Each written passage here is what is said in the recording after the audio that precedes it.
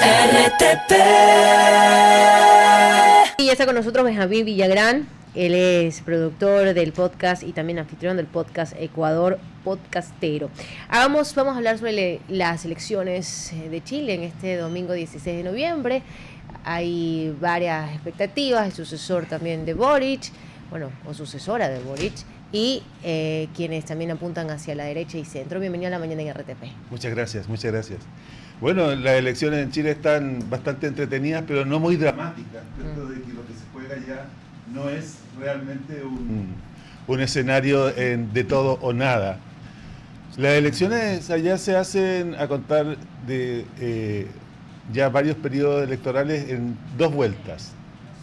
Entonces, este domingo se celebra la primera vuelta para buscar al sucesor del presidente Boric y hay 8 candidatos. De los 8 candidatos tenemos 5 candidatos, o 6, no recuerdo, que no es primera vez que compiten por la presidencia. Hay 2 candidatos o 3 que sería su primera experiencia. Una de ellas es la candidata del continuismo, Janet Jara. Está Harold Mile Nichols, que es su primera vez, y creo que serían los 2 principales, que compiten por primera vez. Los otros, Kaiser. Sí, Kaiser. Kaiser también compite por primera vez. Serían 3 candidatos que compiten por primera vez. Los otros candidatos todos compiten por tercera hasta quinta vez. O sea, son viejos conocidos dentro del ambiente político en estas lides. Y lo que se ha dado en esta oportunidad es que esta primera vuelta va a reemplazar una primaria de la derecha. Sí, porque hay 3 candidatos de la derecha, ¿no? Hay 3 candidatos. Uno de la ultra, una de la moderada y otra de la intermedia, llamarlo de alguna forma. Bueno, desde mi perspectiva, todos son ultra. Bueno, una perspectiva de un socialista podría ser ultra, pero... Todos son unos ultra. ¿Ah? A ver, tenemos la candidata moderada de la derecha, Evelyn Matei, que es hija de un militar que fue parte de la Junta de Gobierno de Chile, don Adolfo Matei, Obel. Ella representa a la derecha moderada institucional, aquella derecha que ha tenido un comportamiento democrático comprobado a través del tiempo. Se puede decir que son el equivalente al Partido Popular de España, son ese tipo de derecha. Y después tenemos otras 2 derechas, una derecha que es más derecha, que es la del Partido Republicano de Kast, de José Antonio Kast, que tiene una visión romantizada de la antigua derecha militarista chilena, que es el candidato que tiene las mayores opciones de pasar a segunda vuelta por el lado de la derecha, y el caso de Kaiser, que es ya, no sé cómo, es delirantemente de derecha. No, lo calificaban, yo venía escuchando un programa de uno de estos podcasteros, amigos suyos, que usted me lo presentó, no me acuerdo el nombre, y hablaba de que es, más o menos lo definía, la una parecida al PP, la otra parecida a los, ¿cómo se llama?, a los de Alemania, ¿cómo se llama el partido extremo alemán? Sí. AfD, creo que, sí. Más o menos que en ese nivel juega. Pero las posibilidades realmente son altas que la de derecha se quede con el poder, ¿no? No más que altas, son absolutas. Aquí, digamos, lo que se va a saber es más o menos cuál va a ser la tendencia del próximo presidente de derecha chileno. No hay ninguna posibilidad de que el continuismo tenga un presidente. En este caso, Janet Jara, que es la representante del continuismo, extrañamente representa un arco político bastante grande, que va desde los liberales hasta los comunistas. Están los liberales, están los demócratas cristianos allá, que son de estos humanistas cristianos. Después están los socialdemócratas, unos socialistas un poquito más rosados oscuros, hasta los comunistas, ¿no? Y con todo eso, al representar el continuismo, no tienen muchas expectativas de triunfar en las elecciones por varias razones. La primera es porque en Chile ha habido un fenómeno pendular de elecciones ya hace bastante tiempo. Desde la última presidenta de continuismo que hubo fue Bachelet en su primer gobierno. Después siguió un gobierno de signo derecha, después nuevamente Bachelet, signo contrario, después Piñera nuevamente de derecha, después Boric de izquierda. Entonces ha habido este fenómeno pendular durante mucho tiempo, no hay ninguna expectativa de que vaya a haber continuismo aquí, de tal manera de que lo que se juega el día domingo es saber cuál va a ser la derecha que va a gobernar a Chile los próximos 4 años. Y nosotros como ecuatorianos, si nos ponemos a la democracia chilena en un espejo versus la democracia ecuatoriana en un espejo, ¿qué podemos aprender de estos procesos? Bueno, primera cosa es de que la democracia en Chile tiene una capacidad de aguante con respecto a las propuestas iliberales. La derecha extrema en Chile, tanto Kast como Kaiser, son propuestas iliberales, de democracias iliberales. Sin embargo, juegan el partido dentro del sistema democrático. Cosa que en Ecuador las propuestas iliberales han triunfado hace mucho rato. O sea, el sistema democrático liberal ecuatoriano ya de hace muchos años, se ha ido desdibujando y ha ido perdiendo su fuerza. O sea, lo que tenemos hoy en día en Ecuador es un sistema que camina directamente hacia un iliberalismo, o sea, donde lo que se va configurando lentamente es la pérdida de los contrapesos. En Chile los contrapesos están todavía muy institucionalizados. Hay un Banco Central autónomo, los presupuestos tienen que ser consensuados con el Congreso, etcétera, y un largo etcétera. Corte Suprema autónoma, y un largo, etcétera, que hacen de contrapesos al poder del Ejecutivo. Y justamente, la deuda externa de Chile, ¿no? Justamente viéndolo, es de 246.000 millones, sí. Y su inversión extranjera bajó, ¿no? Porque en el 2023 era de 21.000 millones y ahora es de 15.000 millones. Dentro de eso, siempre hablan que Boric siempre hizo un crecimiento económico y tuvo éxitos en los crecimientos económicos de un 2.6%, más que todo en las exportaciones. Entonces, pero su orientación de gobierno fue más su deuda pública, ¿no? La estabilidad fiscal y las reformas estructurales, y su inversión en educación, ¿no? ¿Cómo ve ese nuevo político? ¿Qué va a proponer cuando de todas maneras con Boric sí se ha mantenido una estabilidad de alguna manera económica? Obviamente la desigualdad no, pero sí una estabilidad y un crecimiento económico. A ver, en Chile los chilenos están muy disconformes con la tasa de crecimiento. Okay. Un 2, algo. 2.6.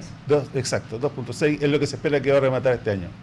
Están muy disconformes con eso. Ellos creen de que esa tasa de crecimiento es muy menor para las expectativas que ellos tienen de satisfacer las demandas de las familias. Es lo primero. Entonces, ahí hay un punto de dolor para el elector. Siente de que el país está atrasado, siente que el país no crece las tasas que debiera estar creciendo para que las oportunidades se multipliquen. Chile tuvo una tasa de crecimiento del orden del 5 a 7% al inicio de los años 2000, y eso está muy fresquito en la retina de la gente. Entonces, quieren volver a eso, obviamente, a las vacas gordas. Entonces, aquí hay un punto de dolor.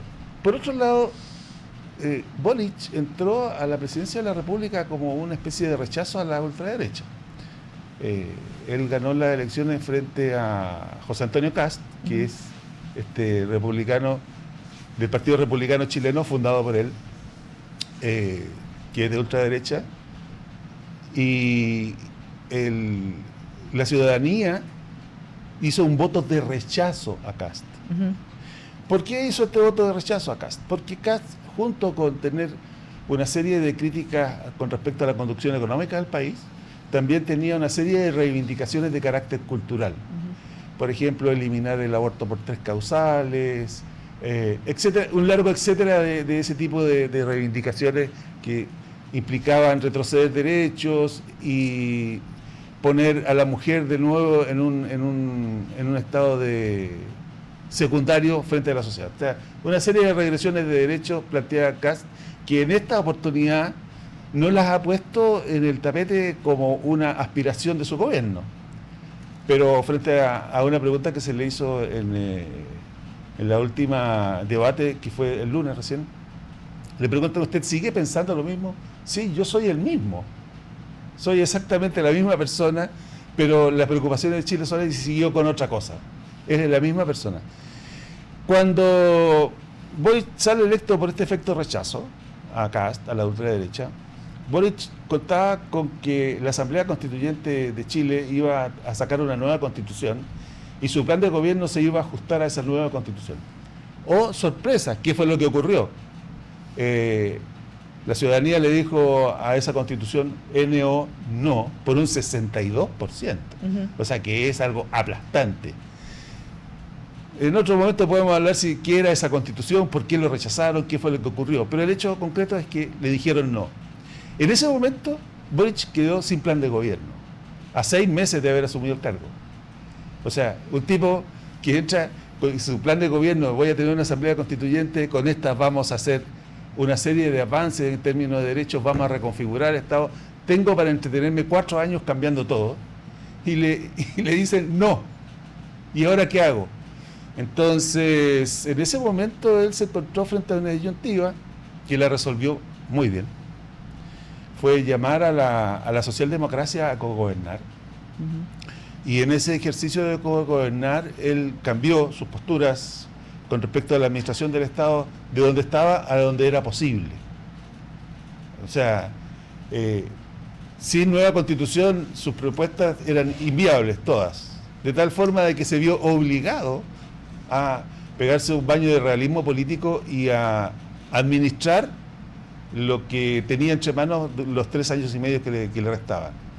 Esta situación implicó de que, si bien es cierto, le tocó hacerlo así, también logró hacer avances en derechos laborales, avances en asuntos de pensiones, que dolores muy grandes que tenían los electores en Chile, y logró avanzar en muchas otras materias, sobre todo en el tema de la violencia delictual. Al igual que el Ecuador, Chile también está con un baño de delincuencia organizada, y producto de la gran migración que ha habido en Chile en los últimos 10 años.